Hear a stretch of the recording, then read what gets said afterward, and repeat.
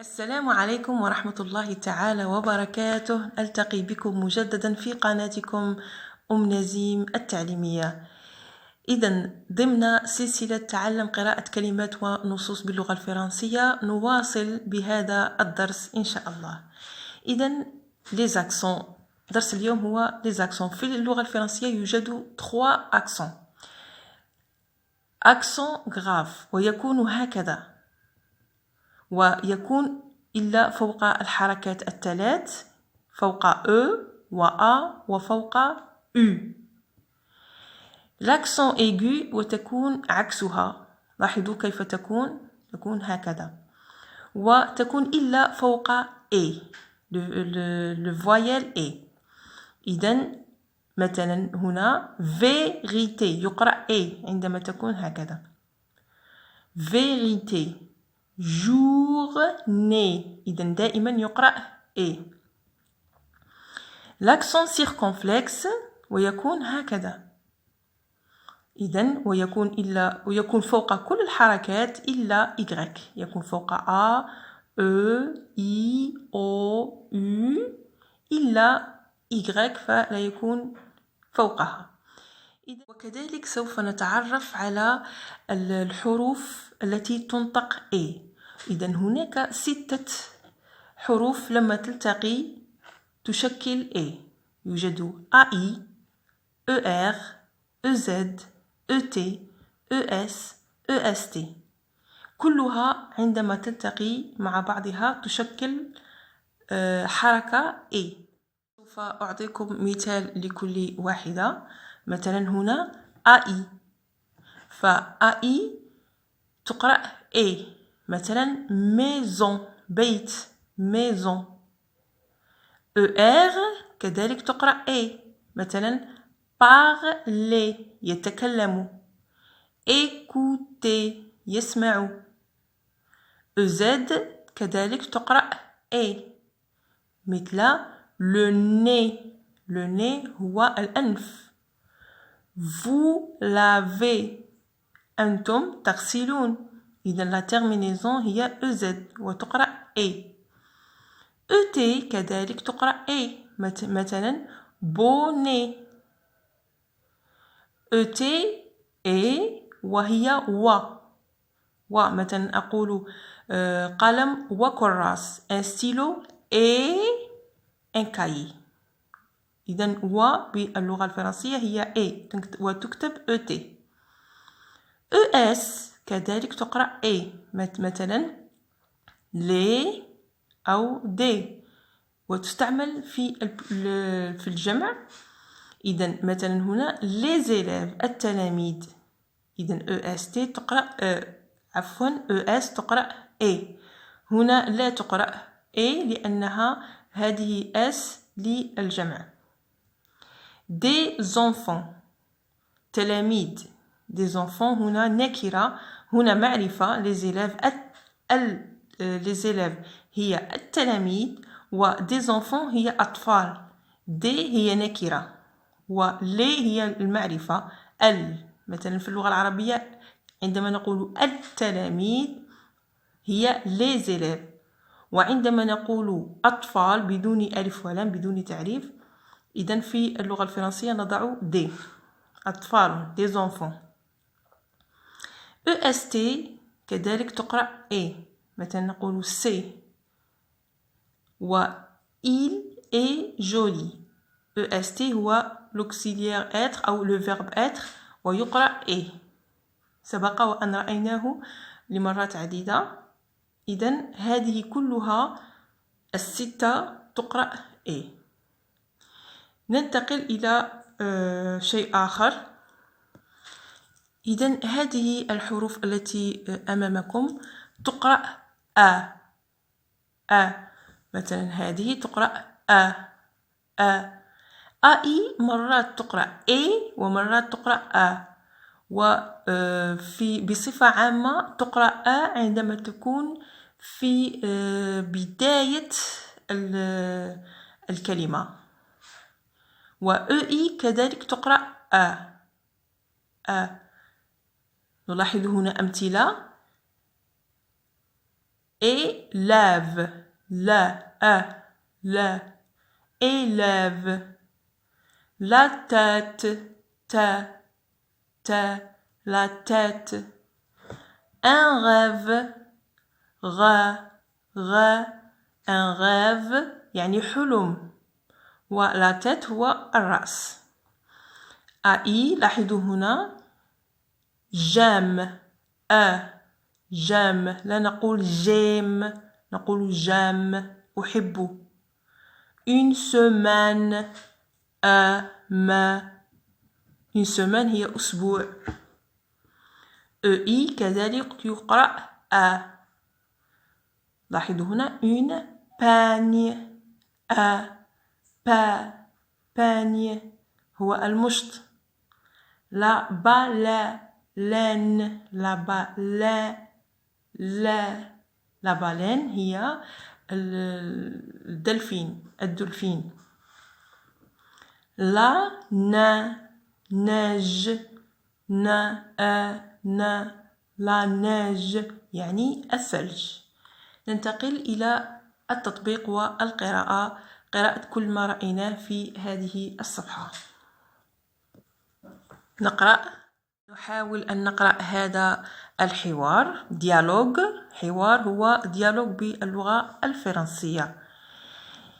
j'aimerais، لاحظوا هنا AI وهنا AI، لكن هنا عندما كانت في البداية فقرأت وهنا قرأت j'aimerais aller، لاحظوا قلنا تقرأ aller à la campagne en voiture.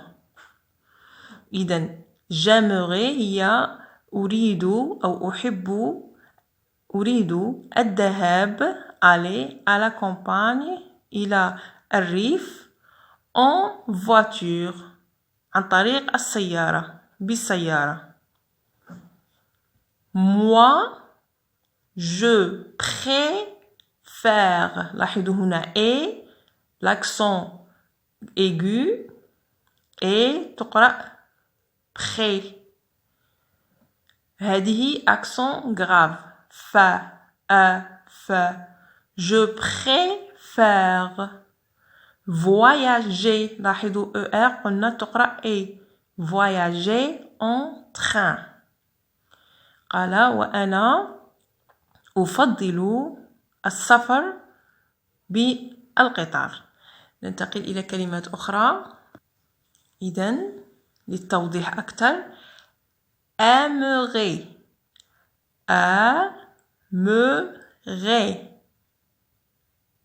إذن قلنا AI هنا وAI هي نفسها، لكن في البداية قرأت وفي الأخير قرأت j'aimerais.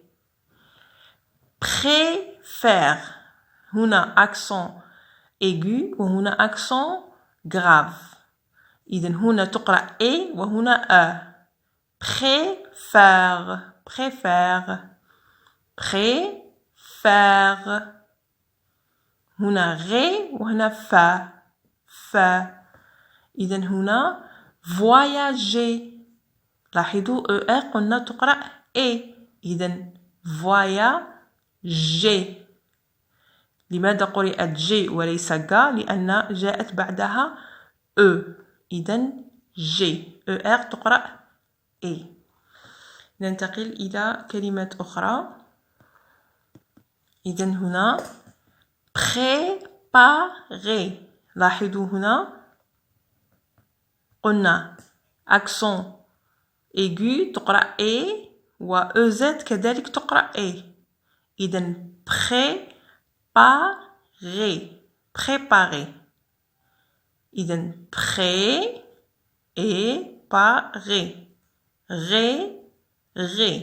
هنا هنا قلنا EI تقرأ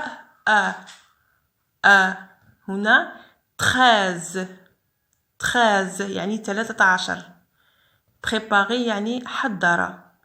13 وهي 13.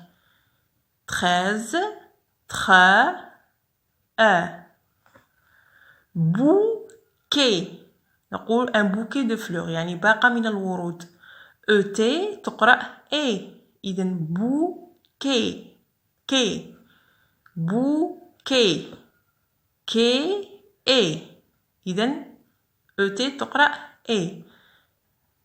EZ تقرأ A، EI تقرأ A، و ET تقرأ A. إذن قلنا عندما تكون E وفوقها accent grave تقرأ أ، ما، ن، ب، ب، ت. EI كذلك تقرأ أ، ت، ب، ف، ف، ب. ER قلنا تقرأ A، مي، ني، بي، بي. EZ قلنا تقرأ كذلك A، تي، بي، غي، لي.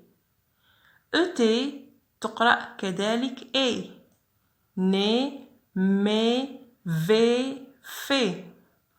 و AI كذلك تقرأ A، مي، ني، في، في. نبدأ مع النص.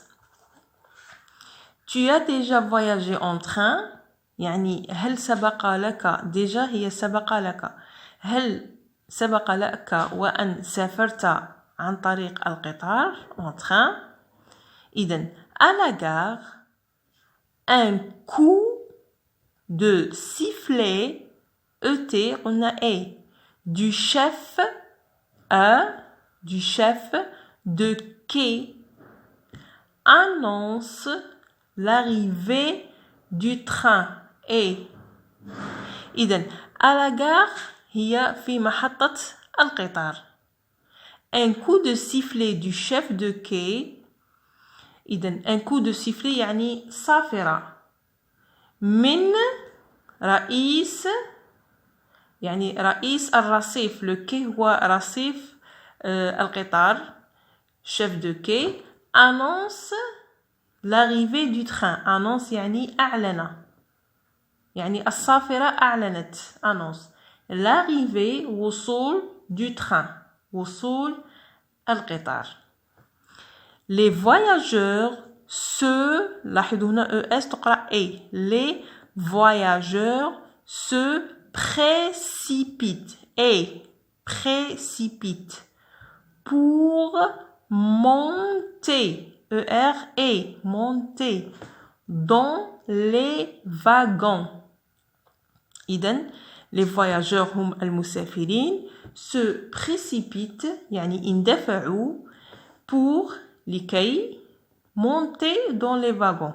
monter هو الصعود، الفعل صعد، للصعود في العربات، يعني عربات القطار.